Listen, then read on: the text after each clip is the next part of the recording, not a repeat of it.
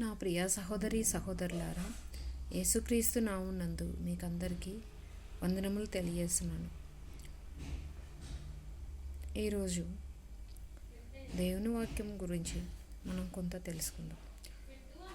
పరిశుద్ధ గ్రంథమైన బైబిల్ నుంచి రోమా 6:23, ఏలైనగా పాపం వలన వచ్చు జీతము మరణం, అయితే దేవుని కృపావరము మన ప్రభు అయిన క్రీస్తు యేసునందు నిత్య జీవము. ఒక గ్రుడ్డివాడు ఏం చేస్తున్నాడో అతనికి తెలియకపోవచ్చు, అతడు ఎక్కడ వెళ్తున్నాడో అతనికి తెలియకపోవచ్చు. తద్వారా అతనికి వచ్చే ప్రతిఫలం నష్టంగాను ప్రమాదం కలిగించేదిగాను ఉంటుంది. అతనికి తోడుగా గుడితనం లేనటువంటి వ్యక్తి వెళ్ళినట్లయితే తనకి ఎంతో లాభదాయకంగా ఉంటుంది. అర్థమైందా సహోదరులారా, సహోదరీలారా? దేవుని పరిశుద్ధ గ్రంథం ఈ విధంగా చెప్తుంది.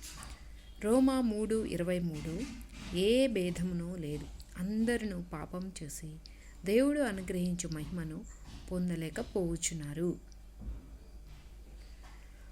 సో మనలో ఉన్నటువంటి పాపాన్ని బట్టి మనం కూడా ఎక్కడికి వెళ్తాము? మరణానికి వెళ్తాం. కాబట్టి మనల్ని నడిపించడానికి మనలో ఉన్నటువంటి పాపాన్ని బట్టి,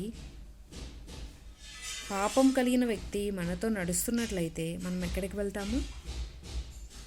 మనం ఎక్కడికి వెళ్తున్నామో మనకే తెలియదు. ఎక్కడికి వెళ్తాము అంటే నరకానికి వెళ్తాం. ఒక నడిపించేటువంటి మంచి వ్యక్తి, పాపం లేనటువంటి వ్యక్తి మనతో ఉన్నట్లయితే మనం ఎక్కడికి వెళ్తాము అంటే నిత్య జీవానికి వెళ్తాం. చూసాం కదా, పాపం వలన వచ్చు జీతం మరణము, అయితే దేవుని కృపావరం మన ప్రభు అయిన క్రీస్తు యేసునందు నిత్య జీవము.